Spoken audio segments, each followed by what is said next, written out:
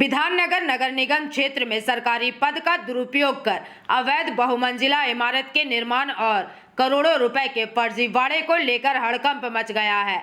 राजारहाट गोपालपुर से भाजपा विधायक तरुण ज्योति तिवारी ने इस बड़े घोटाले में पूर्व विधायक तापस चटर्जी, तृणमूल नेता देवराज चक्रवर्ती और तत्कालीन सहायक अभियंता मनोदीप मुखोपाध्याय के खिलाफ एयरपोर्ट थाने में लिखित शिकायत दर्ज कराई है। विधायक तरुण ज्योति तिवारी का आरोप है कि विधाननगर नगर निगम के वार्ड नंबर 6 के कैकली सरदार पाड़ा में बिना किसी वैध अनुमति के 6 मंजिला इमारत अवैध तरह से खड़ी कर दी गई है। इस इमारत के दस्तावेजों की जांच में एक चौंकाने वाला तथ्य सामने आया है। रिकॉर्ड के अनुसार जिस बिल्डिंग प्लान को 16 जनवरी 2014 को मंजूरी दी गई थी, उसका डेवलपमेंट एग्रीमेंट इसके 4 साल बाद यानी कि 14 मार्च 2018 को हुआ था।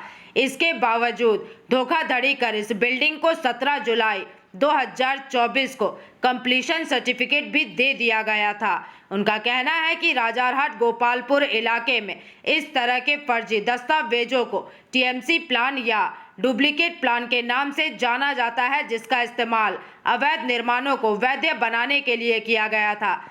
शिकायत में ये भी कहा गया है कि इस इमारत के निवासियों से साल 2014 से ही नगर निगम टैक्स वसूला जा रहा था। मिराज मंडल नाम के एक व्यक्ति ने इस अवैध निर्माण में भारी रकम निवेश भी की थी। सबसे गंभीर बात तो ये है कि नगर निगम के इन फर्जी दस्तावेजों और नकली प्लान को असली बताकर विभिन्न बैंकों से होम लोन भी पास करा लिया गया है। उनका कहना है कि इस वीआईपी बहुमंजिला इमारत में कुल 20 फ्लैट है, जिनमें से 13 फ्लैटों में 2 कैंसर मरीजों सहित कुल 38 लोग रह रहे हैं। अवैध निर्माण के इस खुलासे के बाद अब इन परिवारों का भविष्य अधर में लटक गया है। भाजपा विधायक तरुण ज्योति तिवारी की शिकायत के बाद एयरपोर्ट थाना पुलिस ने आपराधिक साजिश, धोखाधड़ी, जालसाजी, सरकारी दस्तावेज में हेरफेर और आपराधिक विश्वासघात जैसी कई गंभीर धाराओं के तहत मामला दर्ज कर जांच शुरू कर दी है। মানুষ রেগুলার ট্যাক্স দিচ্ছে, তো আবার যখন মামলা হয়ে যাচ্ছে তখন তাদের বাড়ি ভাঙার অর্ডার হচ্ছে, কারণ প্ল্যানের খোঁজ পাওয়া যাচ্ছে না। এটা একটা হিউজ সিন্ডিকেট, একটা হিউজ র্যাকেট। রাজারহাট গোপালপুর এবং রাজারহাট নিউ টাউনে একাধিক জায়গায় এই একই জিনিস হচ্ছে। যেমন এই মামলাটায় ব্যাংকও ইনভলভ। কেন বলছি? সাধারণ মানুষ যখন যায় না, গিয়ে দেখে কোনো প্রপার্টি, ধরুন এসবিআই অ্যাপ্রুভড প্রপার্টি বা পিএনবি অ্যাপ্রুভড প্রপার্টি, মানে কি পিএনবি এখানে লোন দেবে, তারা অ্যাপ্রুভাল দিয়েছে। অ্যাপ্রুভাল কখন হয়? ব্যাংক যখন পুরোটা দেখে নেয়। পুরোটা দেখে নেওয়া মানে হচ্ছে মানুষ দেখে যখন লোন অ্যাপ্রুভড আছে কোনো প্রপার্টিতে, মানুষের মনে ধারণা জন্মায় সব পেপার ওকে আছে।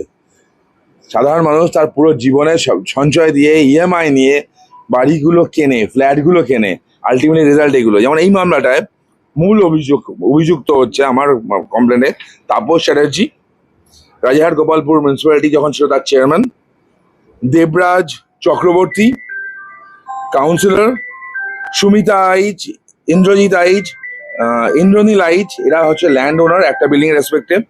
বিশ্বাস এন্টারপ্রাইজ বলে একটা কোম্পানি যারা সকল ডেভেলপ করলো তারা। মিরাজ মন্ডল বলে একটা লোক, এই লোকটা আমার মজার আছে। এই লোকটাকে আপনি বিল্ডিং এর মধ্যে সোজাসুজি পাবেন না। এরা ইনভেস্ট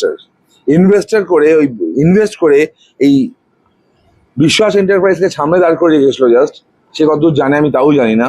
এরা ইনভেস্ট করেছিল, কতগুলো ফ্ল্যাট নিজের নামে এগ্রিমেন্ট করে রেখেছিল, টাকা দিয়েছিল, বিল্ডিং তৈরি করেছিল অন্য লোকের নামে। এরা বেসিক্যালি কালো টাকাটা ঘোরায়।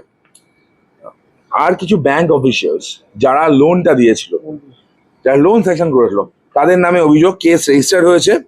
কেস নাম্বার হচ্ছে airport police station case number 191 of 2026। অনেক সেকশন আছে এর মধ্যে, ফোর্জারি যেমন আছে, অনেক কিছুই আছে।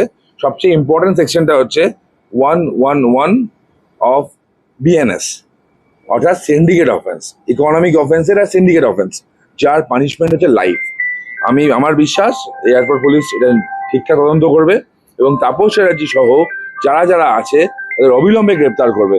এবং সরকারকেও একটা অনুরোধ থাকবে আমার তরফ থেকে, আমি এটা নিয়ে কোর্টেও যাব, যে সাধারণ মানুষরা ব্যাংকের উপর ভরসা করে ব্যাংক লোন নিয়ে প্রপার্টি কিনেছিল, যারা ভেবেছিল ব্যাংক লোন অ্যাপ্রুভড মানে ব্যাংকের সব ঠিকঠাক আছে, তাদেরকে প্রোটেক্ট করা, তাদের কোনো দোষ নেই।